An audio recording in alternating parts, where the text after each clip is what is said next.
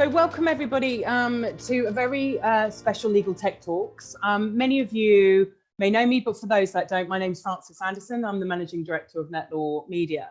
So today I'm delighted to be welcoming the CTO Roundtable, and we've got some fantastic panelists with us today. Now, before we hand over and introduce the panelists, I am delighted to welcome Chris White, who will be moderating this session. So Chris is a strategic technology advisor and CIO. He started his career in financial services, holding senior IT positions at NPI Asset Management, Schroders, Henderson Investors, Cogent Investment Operations, and he joined law firm Ashurst as a CIO in 2002. Since leaving in 2009, he's undertaken a number of roles, including interim IT director and international law firm Kennedy's, and a CIO of cloud e-management company Mimecast. Now, before I hand over to Chris, I'd like to go through some housekeeping with everybody. Now, this session is live, and therefore, if you'd like to speak with the panel and ask some questions to each to individuals or to all of them or to Chris directly, you have the ability to be able to put your hand up. And if you hover over your name in the bar, you'll be asked if you'd like to ask a question. So when we see that, we'll draw you into the conversation and you'll be able to ask your question to the person that you'd like to do so with. Now, if you don't want to do that and you want to remain anonymous, you can put the Q&A at the bottom, so you can raise your question that way, or through the chat function, which we will be monitoring as well. Now, if with regards to the questions, we'll be bringing it in throughout the sort of session, but also we will make a point of having some more questions and bringing people in at the end as well. So without further ado, Chris, it's over to you to welcome our panelists for today. Thank you very much indeed, Frances. Well, let me extend a very warm welcome to everybody who's joining this session.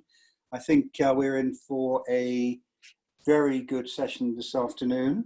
I hope you can still hear me. My screen's gone blank, but I hope you can still hear me. But, I say we're in for a very good session. We've got a great panel of people lined up, starting with three people who are responsible for running technology for law firms.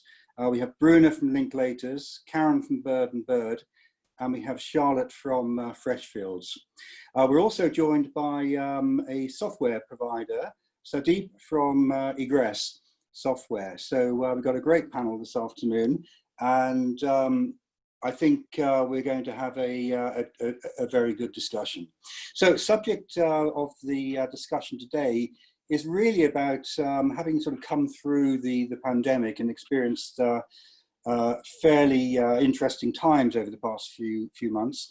We're going to be exploring sort of the increasing needs for firms to embrace technology. But before we go into that and start discussing that with the panel, I thought it'd be useful just to share the experience I've had over the past few months, working with a number of law firms, from some of the very largest firms to quite a number of sort of smaller regional firms, and some of the experiences they've had with the use of technology, and perhaps how that is going to influence and shape the future of the technology environment in legal. So when this thing all kicked off back in when was it? Back in sort of February, March time, I think pretty well everybody was surprised how quickly we moved from what might be considered to be business as normal into complete lockdown. You know, one day we were all rushing into the office, working hard from the office, and then the following day we were told we couldn't do that and we had to work from home. And the first phase I like to call almost sort of survival mode. Firms were needing to work out very, very quickly how they were going to continue their operations in a remote way. I think we all know that law firms have not been particularly good at agile working and remote working. We seem to it talked about quite a lot, but there was also seemed to be a lot of cultural resistance to lawyers working from home. You know, frequently partners would say, "No, I need to have my lawyers and my associates sitting in front of me so I can see what they're doing, I don't necessarily trust them to work from home, which always seems slightly strange to me because, the way in which most lawyers are measured is in terms of the number of hours they bill to their clients and client satisfaction. And quite frankly, my view has been it doesn't really matter where you do that from or when you do it, as long as you do it. But there has been this cultural resistance. So I think most firms were in a position where, survival mode, they had to continue operating their business.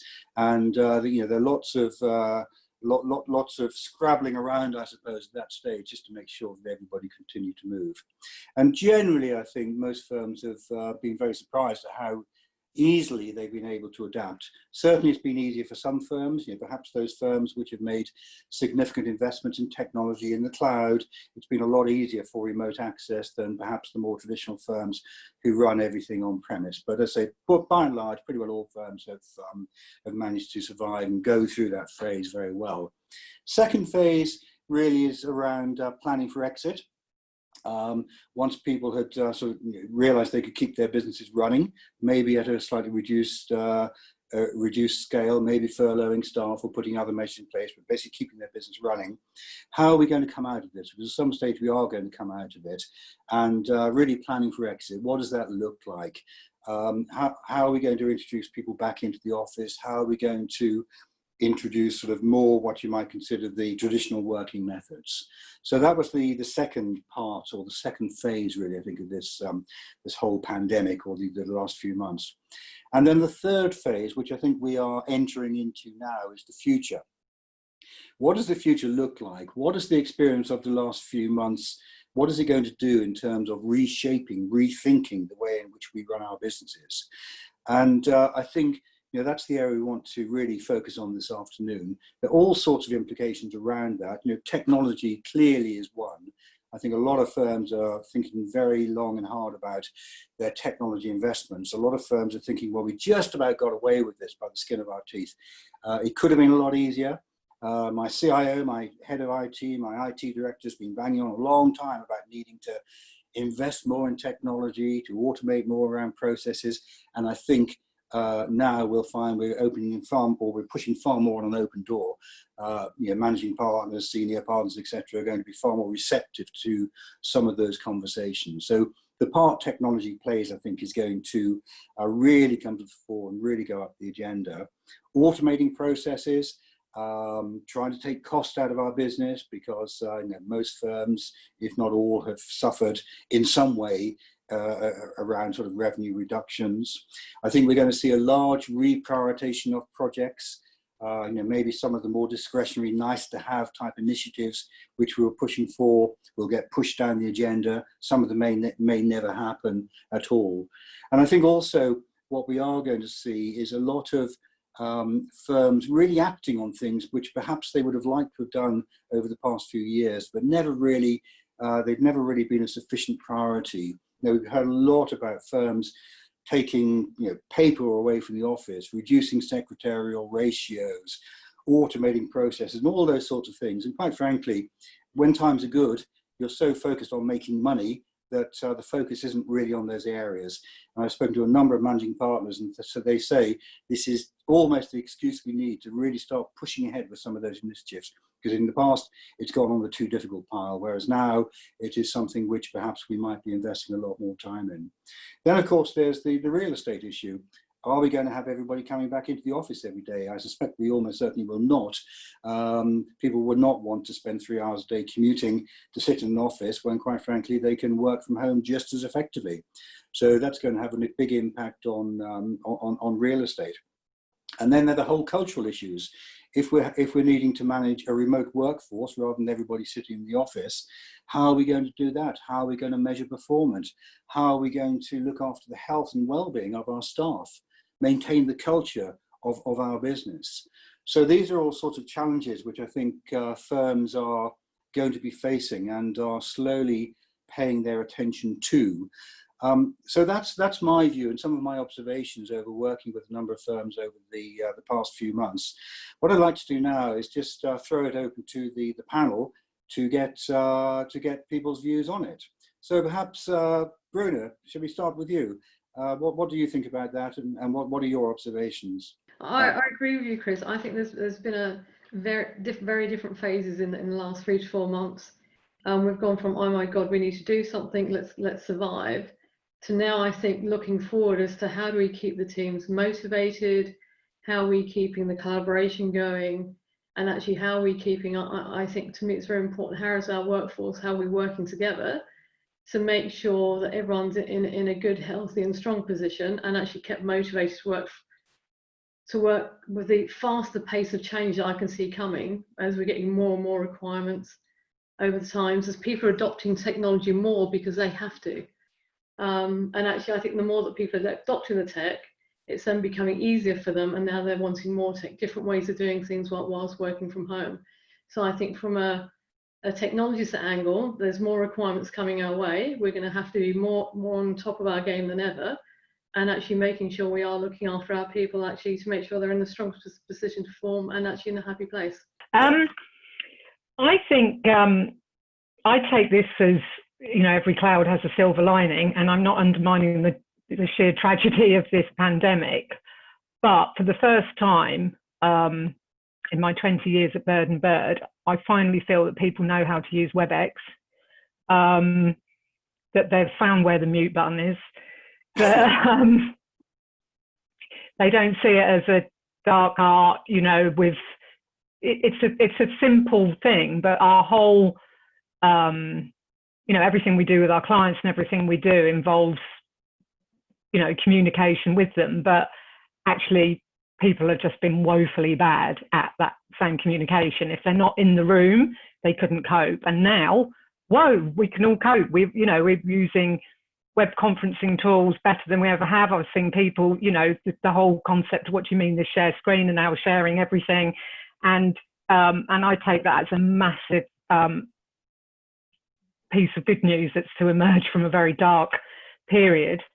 The other area that I'm actually quite pleased about is I think it will help us to get back to some of the basics that are probably not as elegant and as sexy as some of the new tech, but, you know, areas around automation, because you could print and walk it around the office, why bother trying to digitize or automate? Now you can't print and walk it around the office.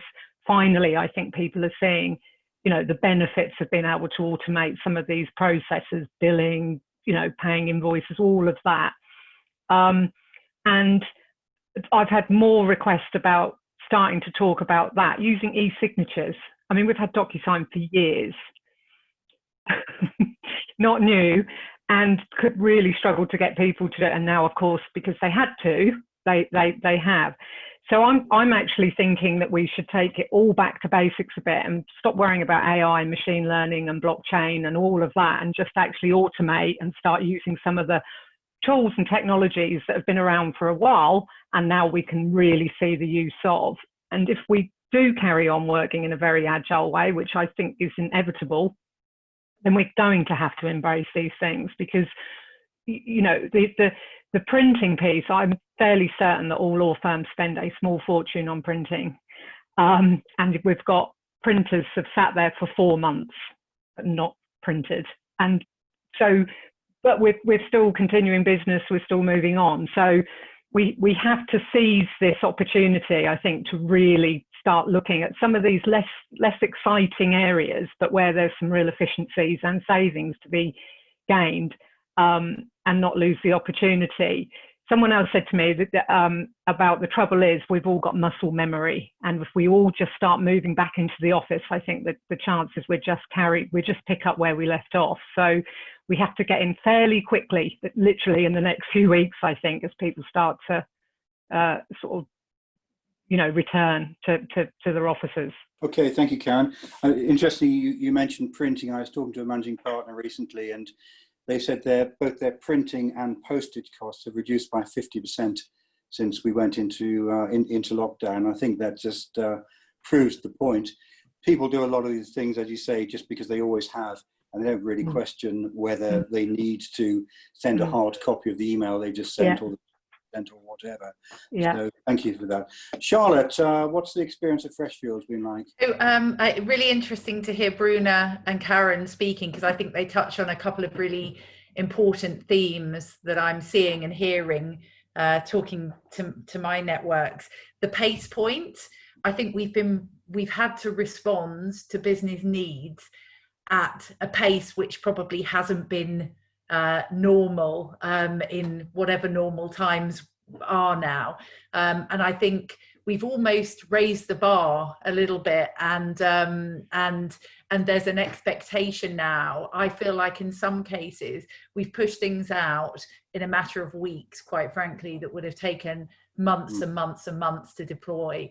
And there's this expectation. We've made it look easy, I think, in front of our people across the firm, but actually there's an expectation for continued pace. And I think that's something that we're going to have to respond to and think about incremental delivery, as we move forward. And I think the point that you're making, Karen, around, back to basics, actually, I had a digital transformation vision and strategy. I joined Freshfields 2.5 years ago. We've been running that strategy for the past, year and a half. In reality, it's holistic in that it looks at all levels of transformation across the firm. And I think what this situation has taught us is that actually every part of the technology is important, whether you're talking about the foundations, the digital foundations, or perhaps the bits that our clients immediately see as well. And so, obviously the firm is very behind digital transformation, but I think this whole crisis has really brought it to life, and how integral technology is to the business, to our firms, as we move forward. Yeah, interesting times, definitely. Interesting times indeed. Thank you very much indeed. Sudeep, coming from a slightly different angle, from the software providers angle, what has your experience been like, and your observations of how well law firms have dealt with this? And I guess also if there's been any different ways in which you have been supporting your customers during this period. Sure. So, Chris, I especially liked how you broke this down into phase 1 and phase 2.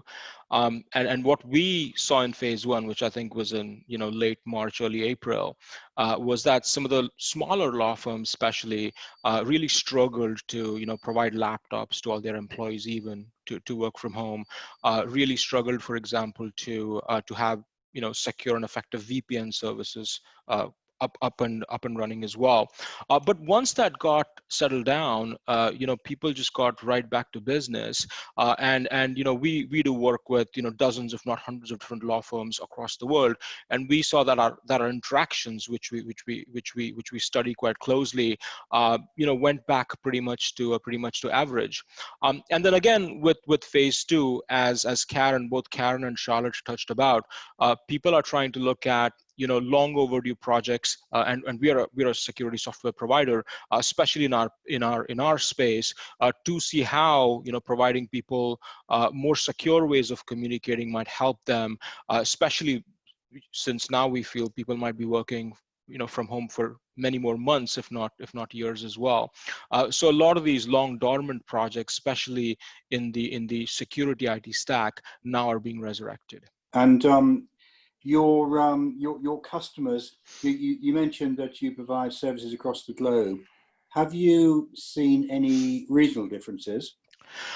Actually, not a lot, I would say, because I think most countries, whether you look at North America, whether you look here closer to Europe or even in Asia, most countries were pretty quick in getting off the line and getting remote services up and coming as well.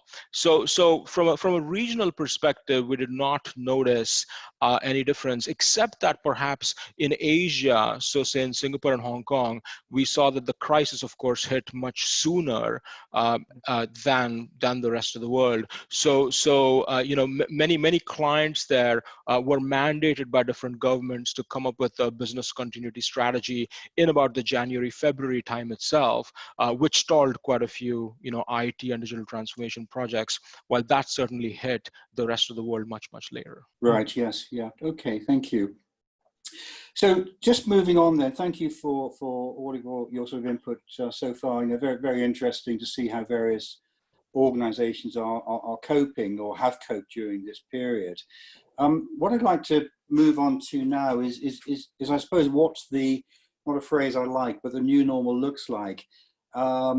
Do we think we are, I think it was Karen mentioned sort of the muscle memory, and before we know it, we'll be back to where we were. Do we really think that is going to be the position?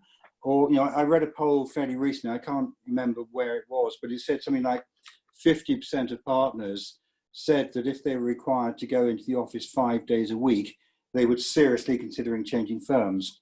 And I get the feeling that a lot of people are, you know, they've learned a lot from this experience. They're not going to want to, you know, jump on the train at 6 o'clock every morning and, you know, commute into London or the big cities or wherever they happen to be working any longer.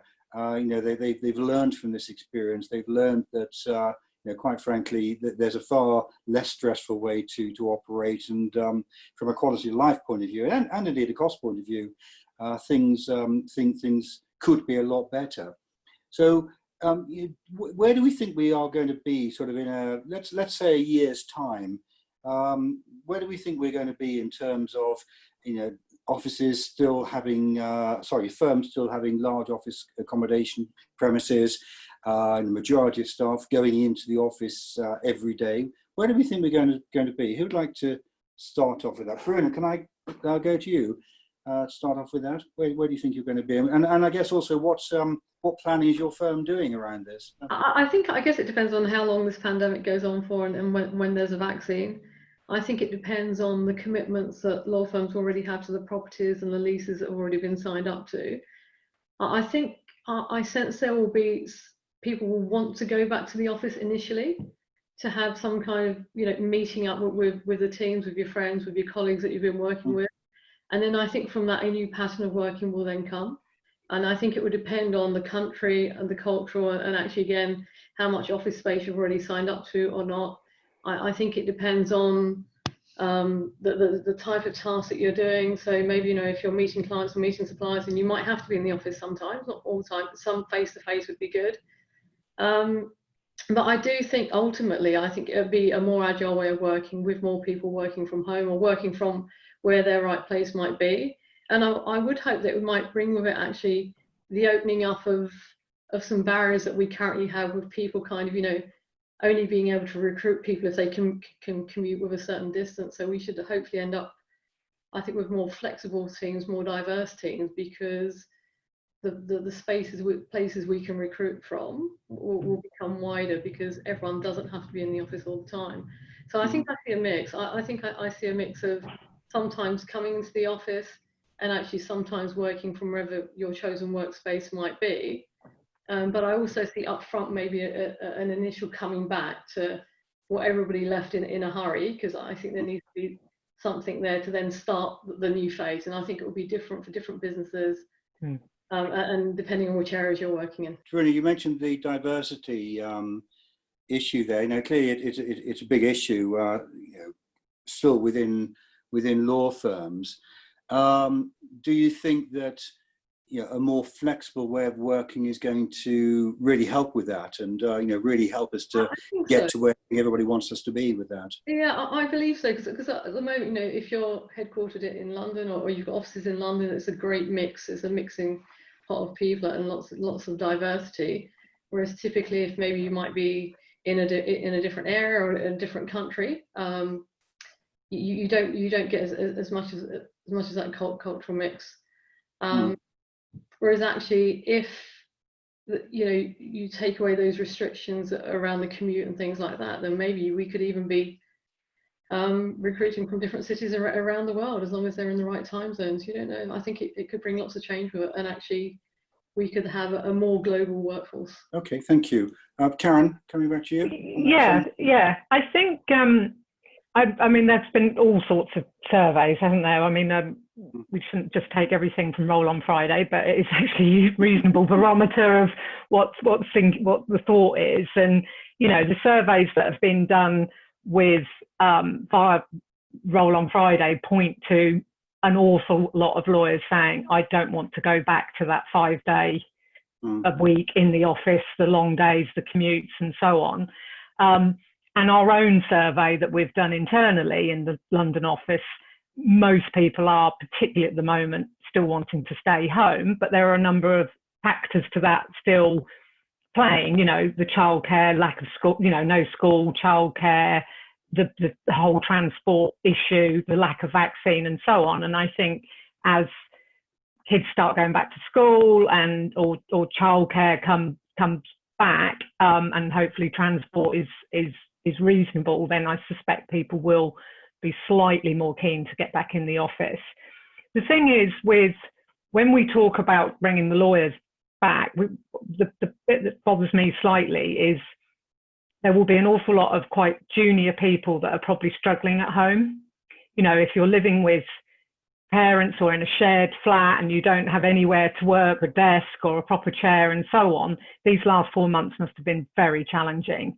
And we mustn't forget that, you know, we mustn't just focus on the population in our office that have probably got better working at home set up. So they're like, oh, this is all fine. You know, if you're balanced on your bed all day in a shared flat, you might have a different view of how well it's gone.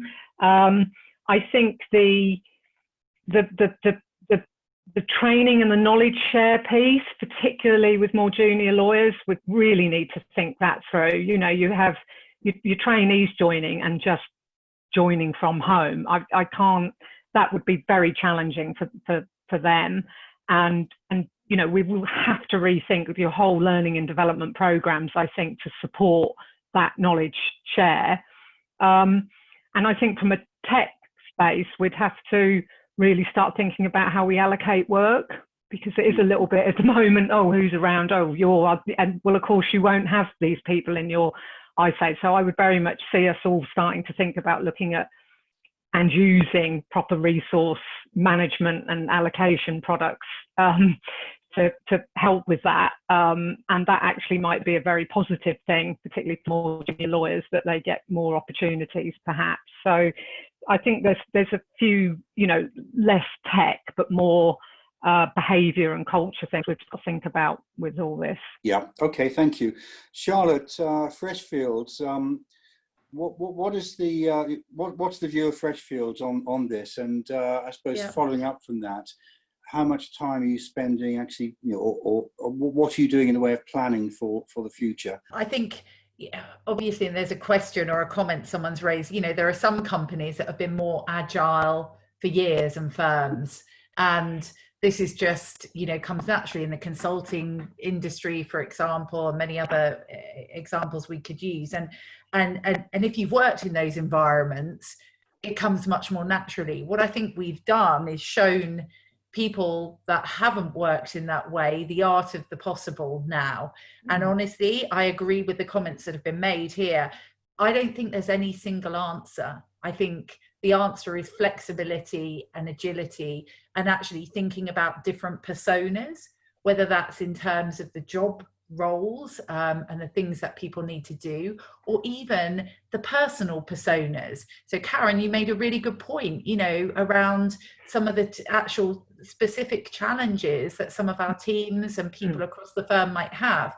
And so rather than making sweeping statements about it, I think, you know, clearly at the moment, you know, we're in a remote first, you know, we're following the government guidelines and all of the things that you would expect us to be doing, but we're absolutely thinking about that need for agility and listening to our people. And technology is only part of the answer. If you think about, you know, companies that actually have been agile for years and years, their people have different skills and they've developed them over time to be able to manage teams, people remotely, to engage people more effectively, and processes that have been developed around more agile working. And so, you know, I'm obviously working, you know, with my peers and with the leadership of the firm to think about how digital can support, you know, these needs. But it is I think it's very early at the moment to decide on a specific direction as well. I think it's the flexibility point. And you made the point earlier, Chris, around, what we're doing as well to respond. Obviously, we're looking at investments and we're saying, which investments can we accelerate to continue to offer that agility and flexibility? And by that, I mean, whether it's agility or flexibility in the office or it's outside of the office. So we're thinking about it a lot. We're a people business. We want our people to be in the best position to be able to, work and serve our clients. So we're spending a lot of focus on this. Yeah. And is your office open now, Charlotte? Can people go in if they want to? So obviously we're global, so it's a mixed picture. So and what we're seeing is different percentages and different levels of access. So as you would imagine, in Sudeep, you talked about Asia, obviously, and some of our offices in Asia are ahead of where some of our offices are in other parts of the world. So yes, we are, we're opening up for people that need to be in the office or have expressed, a desire to be there for various reasons as well. And then in other parts of the world, the offices are much fully open. So it's a mixed picture. And of course, we have global roles on this call, and so we need to take all of that into account and all of those individual needs. Yeah. Okay, thank you very much. So Sudeep, from your point of view, how is your organization sort of planning for the future, and what changes are you predicting? Sure. So we're taking a very phased approach to this. We've actually been polling our organization about how many folks are willing to go into the office, and that number I think has slightly fallen over the past few months as people have gotten into the routine of working from home. So we'll pretty much have a phased approach where in phase one we'll probably have people who cannot work from home for one reason or the other, and I think we talked about perhaps junior employees who live in shared accommodation and might not have the personal space to work from home. And then we'll slowly, increase that to folks who might be able to get to work without having to use public transport and so on and so forth. But also looking at other customers, including law firms, many of their employees have been notified that they probably will not be going back to an office at all in 2020 and probably later in 2021. And again, this differs based on what part of the world someone is based in, but we're looking at it from a very phased approach, obviously cognizant of all the guidelines that different governments worldwide provide also. Yeah, okay. Thank you very much. Thank you. So just moving on, one of the areas we've talked about already or touched upon already is technology and how we might be reprioritizing our technology investments, and I suppose where we need to focus more on technology if we are anticipating a more agile, more flexible way of working. I'd be interested in the panel's view on where they think some of the priorities might be. Clearly, number one, which came out very strongly in the survival mode, which was just getting stuff in place to allow people to work from home. So, making sure everybody's got a PC or access to a laptop or whatever. But where do people think that there could be additional focus as a result of the change in working ways? I mean, in reality, this is going to be client driven as well, right, Chris? Because we, in the same way that we're grappling with changes and seeing how the how the ways of working evolve, our clients are also on the same journey. And I think the more that we can understand how the client needs have evolved, will change, the better that we can step up and service those clients.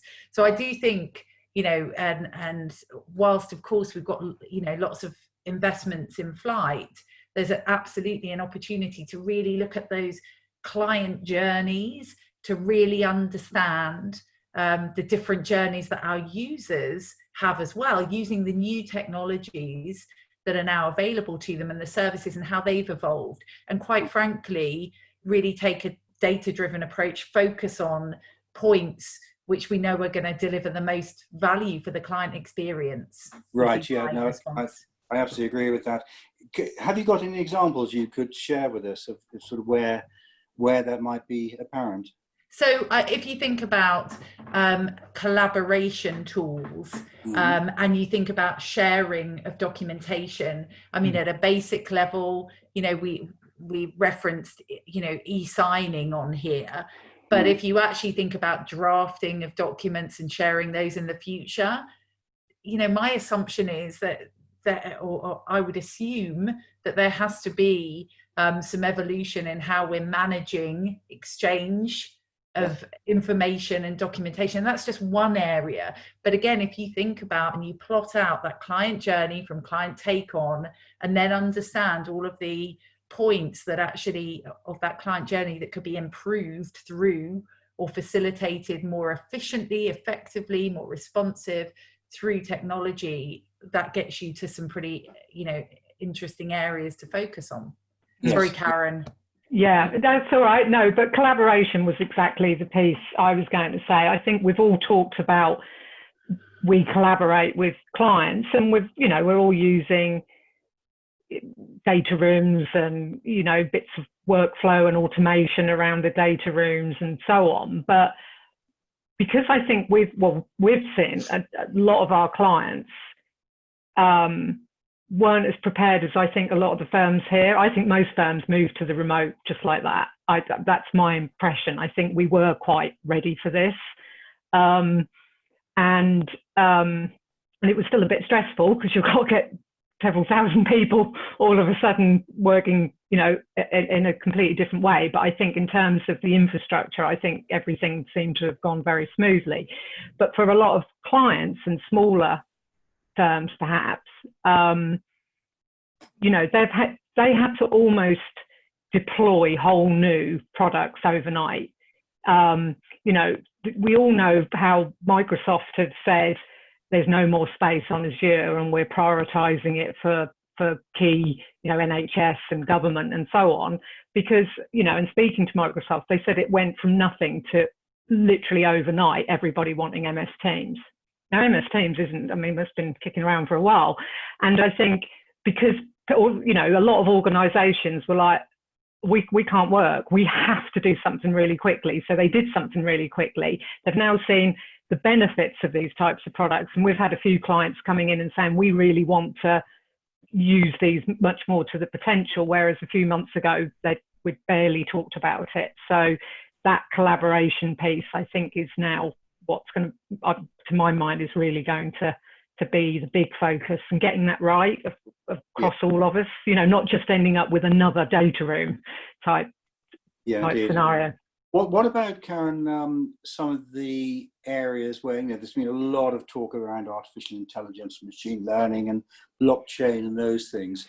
What do you think the future is for that sort of technology? Do you think that's going to take a bit of back seat, or is that going to be accelerated? Or my gut feel is that will probably take a slight back seat short term. I think only short term, because I think this has shown us that, you know, yes, we can do this great stuff here in blockchain, but we can't get a bill out very well because we can't print.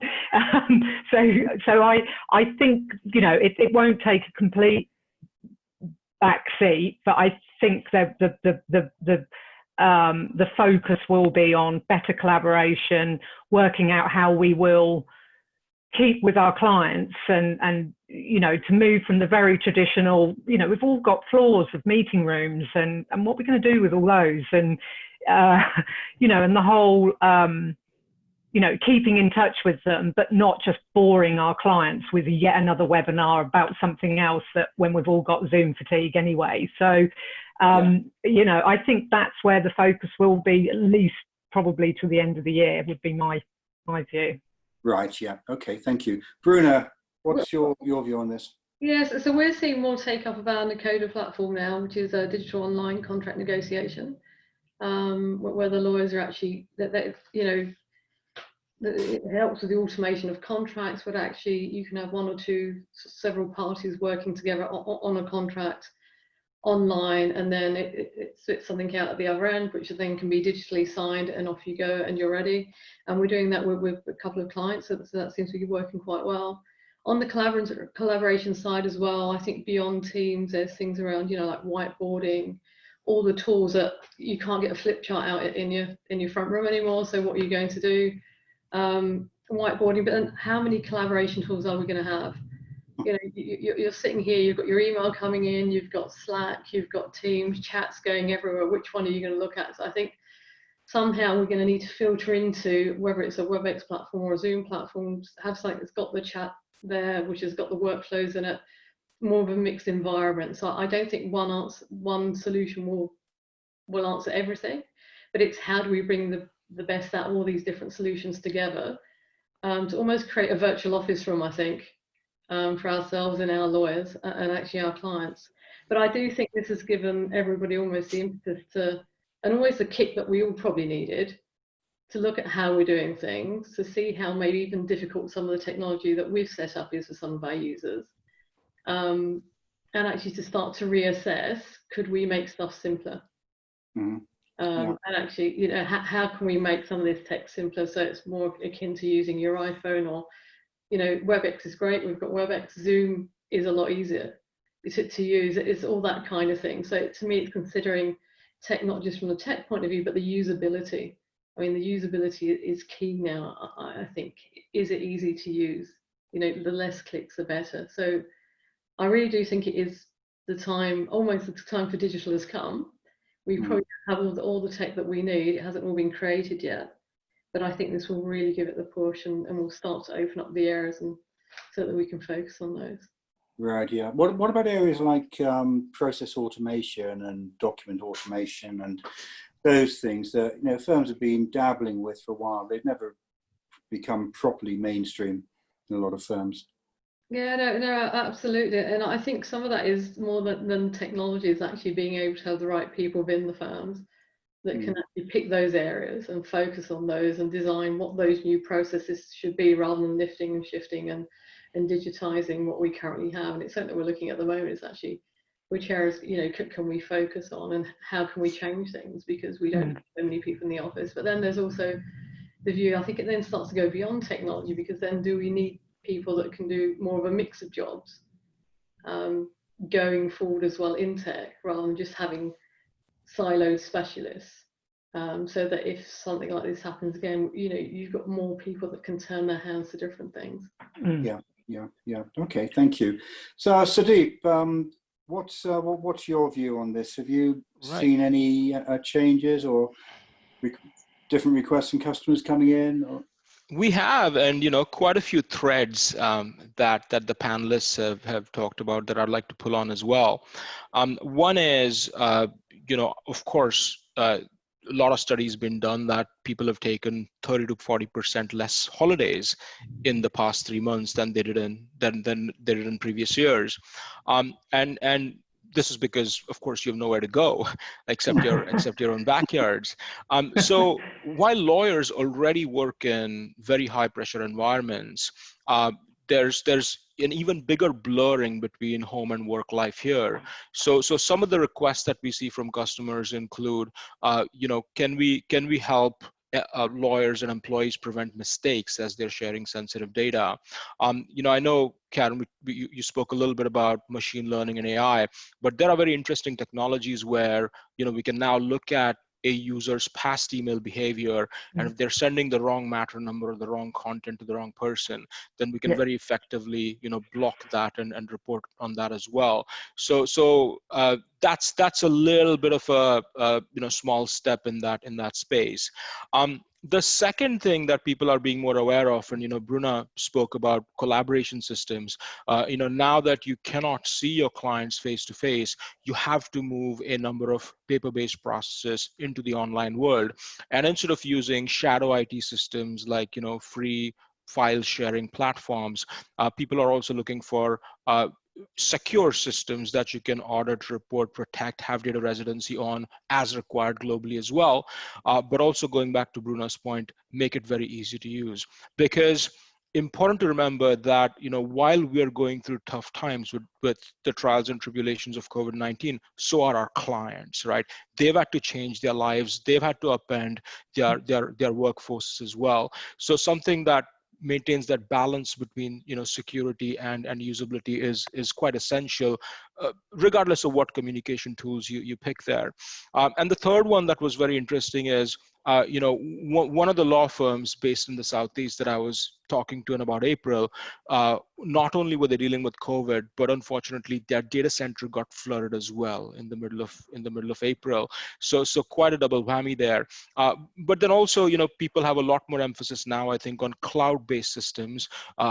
A, because you have a much more distributed workforce, and B, you can also get enabled on these systems much faster. So those were the few themes that we're hearing from our clients out there. Mm-hmm. Okay, thank you. That's an interesting point about cloud-based systems. I said during the opening that firms I've been talking to who have made the move to the cloud, either partially or completely, have had a lot easier ride during this period. I'm just wondering, Bruna, Karen, Charlotte, whether this had changed your view of the cloud or your firm's view of the cloud, and whether potentially it might accelerate some of the move to the cloud. I think I was just going to quickly add, I think the strategy has always been to look for moving services, or to look at moving services to the cloud to provide agility. What do I mean by that? Obviously, if we can deliver solutions, we can respond to client needs more quickly, reduce time to market, all of that good stuff. But also, you know, the flexibility around, you know, moving workloads around, data storage, for example. But it's certainly not a wholesale move. You know, we have to be sensitive to what our client expectations are as well. Security is obviously top priority for us, and so I think we're doing it, you know, thoughtfully, but looking at services that lend themselves to cloud, or to be moved to the cloud, and also looking to try and transform existing legacy to cloud-like capabilities. So what can we do? You know, if we transform those legacy applications, can we make them work in a more efficient way, for example? So it isn't all about moving services to the cloud. Obviously, I think, you know, it's an important part of the strategy because it just gives us flexibility. Yeah. So you mentioned clients there, and you know, clients is often the reason given for firms not moving so quickly to the cloud. Or my client wouldn't like that. Have you seen, or do you think there will be any change in client attitude towards this as a result of the last few months' experience? Well, I mean, the way that we've approached it is to have direct conversations with our clients, actually, and be very transparent around what the strategy is, what the implications are, what measures that we've put in place. You know, I mean, my gut feel tells me that there will be more openness, I think, because ultimately, if doing so can deliver a better client experience, then that's obviously going to be, you know, in the interest of the clients. So I think, you know, to be honest, our clients are going through and on this journey as well. You know, I speak to CTOs, CIOs in other sectors outside of legal, and, you know, all the same types of challenges and opportunities. And so, you know, it's good to have those conversations as well collectively. Yeah. Okay, thank you. Bruna, Karen, what's your view on this? Yeah, I mean, I'm completely, as Charlotte says, really, you know, we've got some services cloud, some not. It's fairly transparent to our user base. You know, I doubt whether any of them would know, they wouldn't particularly know the difference. I think the key is that those services, so your collaboration platform, your conferencing platform, all of that, yeah, get that on the cloud, then you're done with that. You don't have to worry about it. But the client sensitivity, exactly as Charlotte says, I suspect will change because they've had to adapt very rapidly. We do still have some clients that are very insistent that we don't do this and we do that. Mm-hmm. We've had a very strange one. Particular client is suggesting that no work can be done on their file by people working remotely, and you think, well, I'm not sure how we're going to manage this one. But so I don't think that's going to make us think, oh, this is just terrible, let's put everything in the cloud, because I genuinely think that firms coped with this transition very well. You know, I've spoken to a lot of people in my peer group at all of these firms, and everyone went, yes, it was hard work, but everyone could work and work effectively. The things that we know, we've talked about, you know, not knowing how to use Zoom or not knowing how to, you know, all that's an education thing, but the basic infrastructure and the wider infrastructure outside of our own firms, I think has held up and done a remarkable job. You know, you think how many millions of people have just moved from there to there, and it's all held up. So I don't think it's going to make us all rush to do that. Right. Really, no. No. Okay, thank you, Bruna. It's very, very, very similar. I think I suspect we're all on a similar journey as actually moving to the cloud as and when possible. I think to me what this time has highlighted is actually looking at the suppliers that we engage with, and if we're, you know, giving over our services to them, if they keep services, looking at how robust those suppliers are, and actually how would they fare, not in normal times, but also in the type of times that we are in now. So making sure it's probably extra, you know, we always do lots of due diligence around this stuff, but extra due diligence, just making sure that, you know, if this kind of thing was to happen again, will those suppliers still cope, and will they be here? Will we see consolidation of some of those cloud suppliers? Yeah. At the minute. And actually, what I'm seeing is actually, especially in legal, is finally I think the suppliers are understanding what we need and are starting to put in place what we need. And we're not getting, well, it's only legal that need this, because we're finding our clients, the banking clients want it, we need it. And so the push on the suppliers is more now to put the right encryption levels in place and the right kind of security in place. That was always been the sticking point for cloud. Right. Yeah. Okay. It's easier to go to cloud now. Yeah. Okay. Thank you. I'm just aware of the time. We are sort of getting towards the end. One subject I did want to cover very quickly was the more the people aspect of this. If we are going to be entering new ways of working, not everybody coming into the office every day, some of the challenges around managing remote people and particularly managing their welfare and their mental well-being and things like that. Wonder if anybody got any sort of brief comments about your thoughts on that. I think it's probably our priority. It is our priority number one, because if we can't keep our people safe and they're not in a great place, we can't do any technology. So to me, technology is great, but people is key. I think we're all going to have to learn new skills as well. I think, and actually looking after ourselves, looking after our people, and actually how we keep fit and healthy in these kind of times, because I do suspect, unfortunately, it's going to go on for a while. And actually new management skills as well, I think we're going to all have to pick up and learn, and how we make sure we keep in touch with people remotely. So like, I think it's Karen that mentioned earlier, you know, normally you'd walk out of your office and you see everybody or most people, whereas now it's actually, you have to think about a bit more. You know, who haven't I heard of today? Are they okay? What do I do? And actually, it's a more conscious effort, which I think is absolutely key and pivotal. Right. Yeah. And more regular engagement. I think you're absolutely spot on, Bruna. I mean, I think that's why some of the information exchanges and discussions that we all get involved in, I'm sure, are really interesting, because you learn really interesting tips and tricks. I mean, you know, like the water cooler moment, they were calling it digital water cooler, where, you know, there's almost an open channel and someone's, you know, leader is there and people can just drop in and engage with them, because you're missing that opportunity in the virtual world.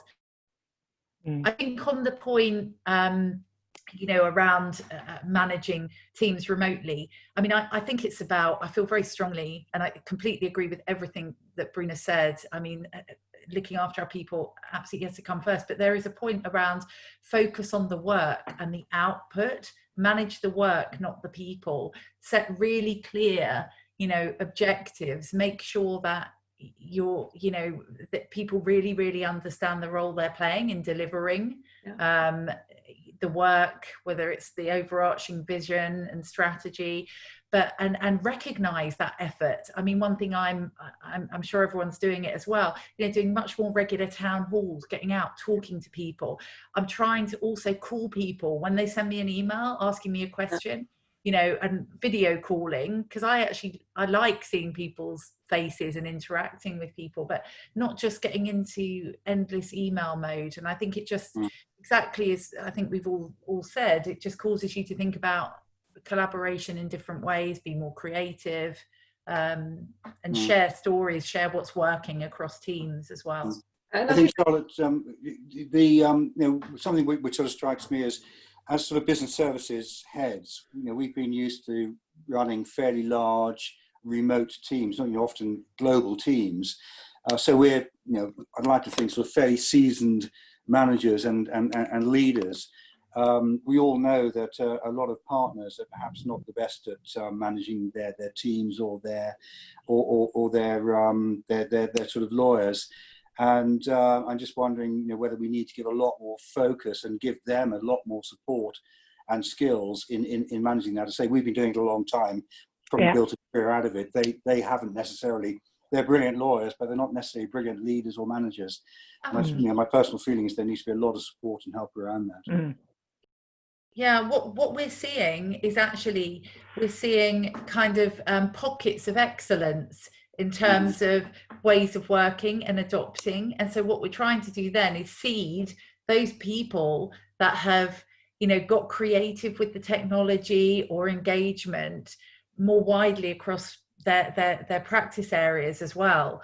Because, you know, again, it's like the lessons learned, or, you know, share things that are working really well. And that's worked much better than any of my team sending a video or talking about different ways that you can work. Actually, if you've got your colleague saying, hey, you know, I use this whiteboard functionality in this meeting, it worked really well or resonated with a client, or you know, this particular way of engaging with our team and managing this really complex piece of work has really worked well because of these process steps. That's very powerful. Yes, indeed. Yeah, thank you. Karen, have you anything to add to that?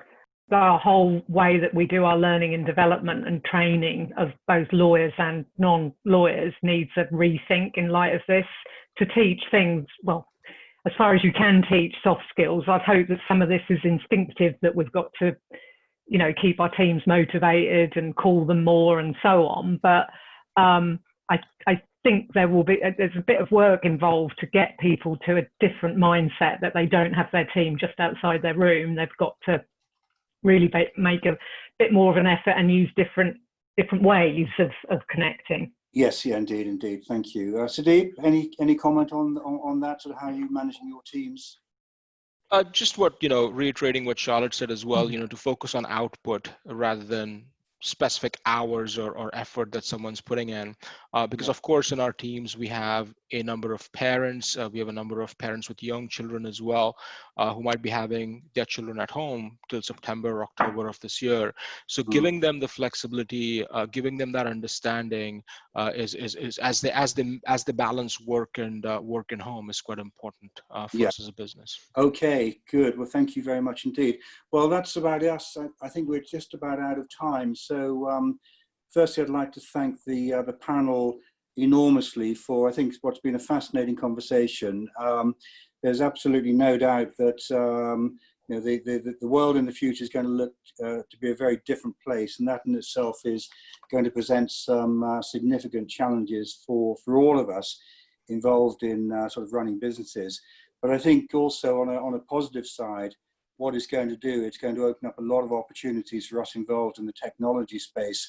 You know, if firms don't recognize they need to look at their technology investments, potentially invest more and look at their business operating models, I think we all owe it to our firms to really push that agenda and make sure that we are very influential in those discussions.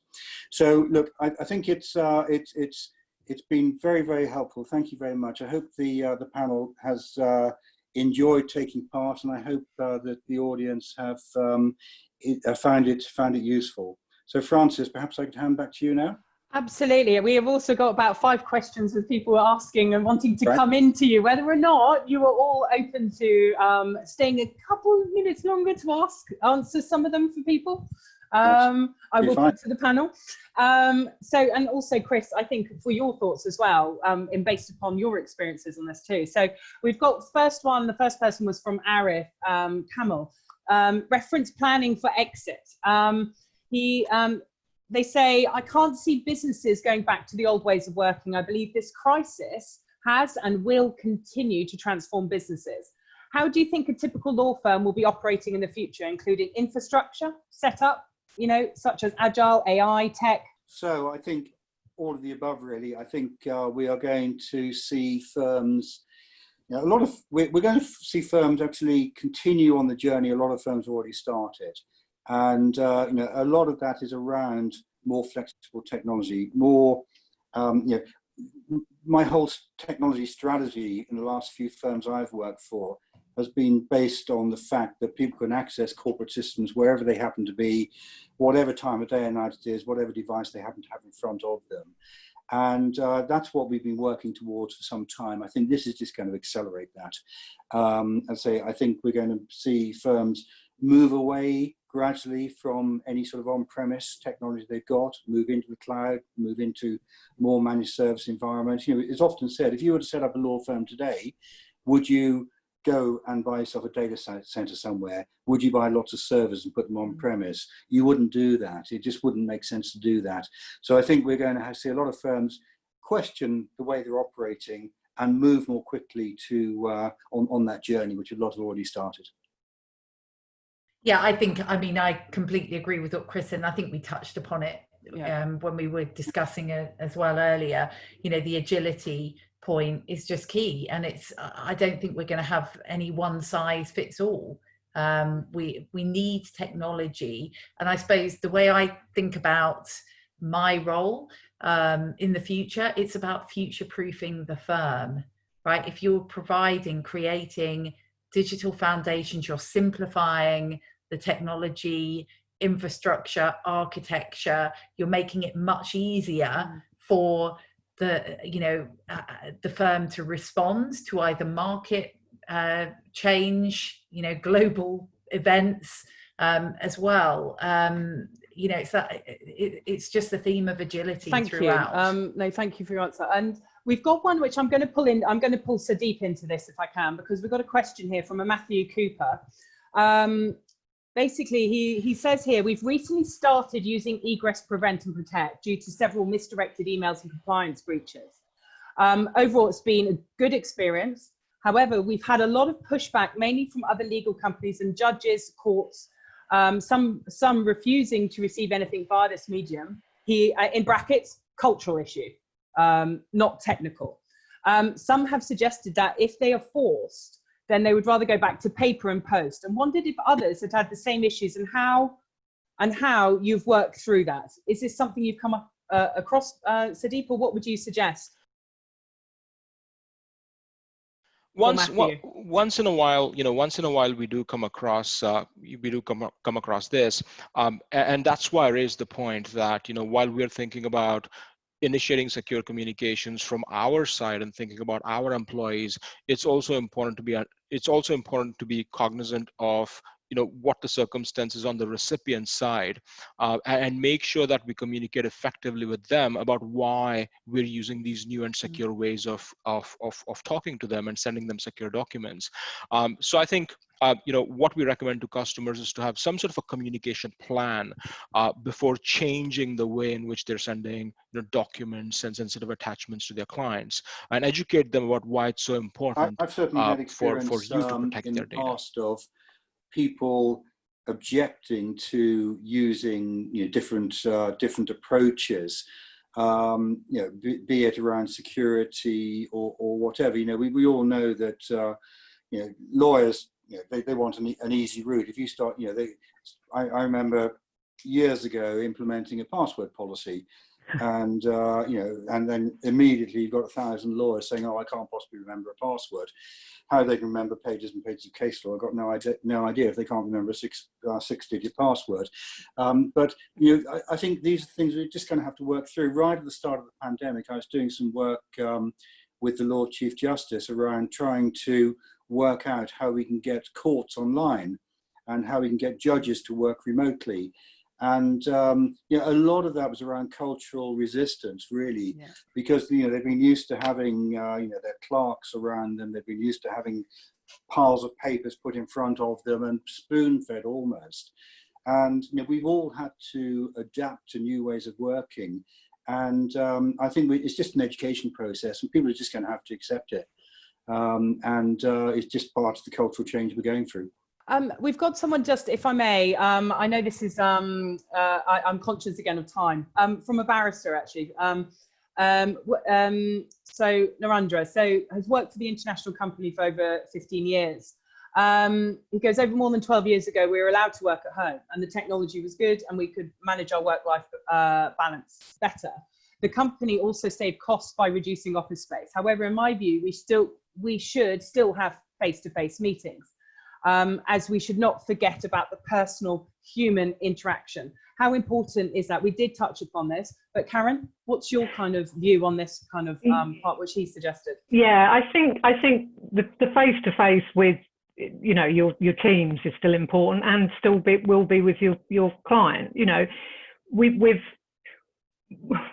you know, you think of when we go to conferences, and you all know all about this, Francis. Yes. You know, part of both the usefulness and pleasure about going to meetings, going to breakfast, going to roundtables, going to all these things is the ability to network, exchange the water cooler moment and make new contacts, chat things through, you're there and so on. You know, the worth I get from our annual partners conference, because there's 300 partners, trying to reach out to them, I will resolve more issues having a coffee in the break than I will all year, because they're there, they go, oh, while I've got you, I've got that, oh, I can fix that, you know. And so I think that face-to-face is really important. The bit that I think that we need to think about is where that might take place. So instead of us all having massive seminar rooms and meeting rooms and so on, I think there's a real opening for kind of drop-down space all around the cities that you meet there. You say, we're not going to come in for a formal meeting, but I don't know how it would look, but literally drop-down spaces that you can have both private and slightly more open meetings with people, so you still get that face-to-face without having to, and not necessarily just in the city. You know, there must be, I would imagine, tons of office space will be coming available all around. Why turn it into, so not necessarily WeWork type, but just drop down space that you can arrange to meet a couple of members of your team that live in that area, or clients. So I just think we need to rethink how we do that and not go back to these huge meetings and dozens of meeting rooms that we've got now. I think there absolutely needs to be somewhere for people to meet, whether that's then, you know, everyone has a smaller amount of office space, but I think it's absolutely key. I think you can't replace the face-to-face, even though I think as time goes on, we'll get more used to meeting over video. So as time goes on, will there be less need for that maybe, because video becomes more the norm.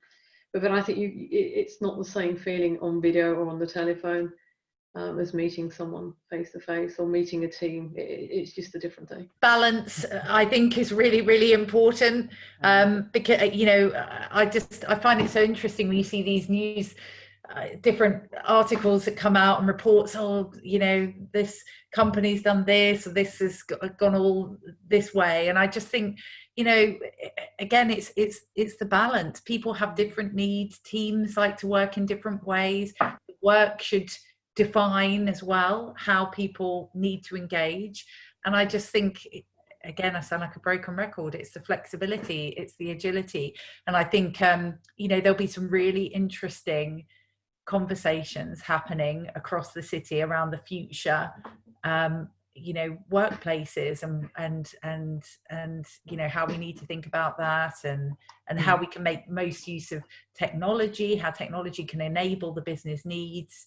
So I think it's, you know, it's an exciting opportunity as well. But absolutely, FaceTime is really, really important alongside all the other ways that we can engage and communicate. Sudeep, do you feel the same from your perspective, like clients? So obviously, if you're looking at client side, I mean, face-to-face has always been sort of important, but do you see it's changing, or are you finding that internally and externally as well? Right. So, of course, you know, being a product company, for us, it's all about customer engagement.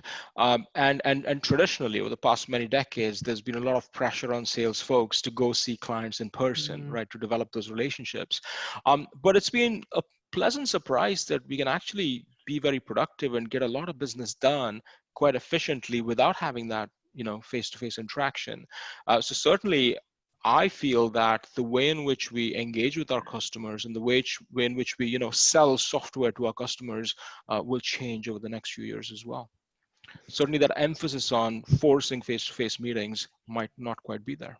No, thank you, everyone. I am very conscious we're now coming up to 1:15. So you see, the conversation has flowed. I'm sure there was a couple of other questions, but we'll come back to you and share with the speakers and the panelists as well around diversity, actually, and that's a whole big topic in itself. But thank you, all of you, Karen, Chris, your moderation, fantastic as always. Karen, it was a pleasure. Bruna and Charlotte, lovely to have you joining in the Legal Tech Talks. And Sudeep, thank you for your input and your insights and sharing it as well. So to everyone, thank you for joining us today. That's a CTO Roundtable, and we look forward to you joining us for next week with Raj Samani from McAfee. So thank you, everyone, and good afternoon. Have a good weekend.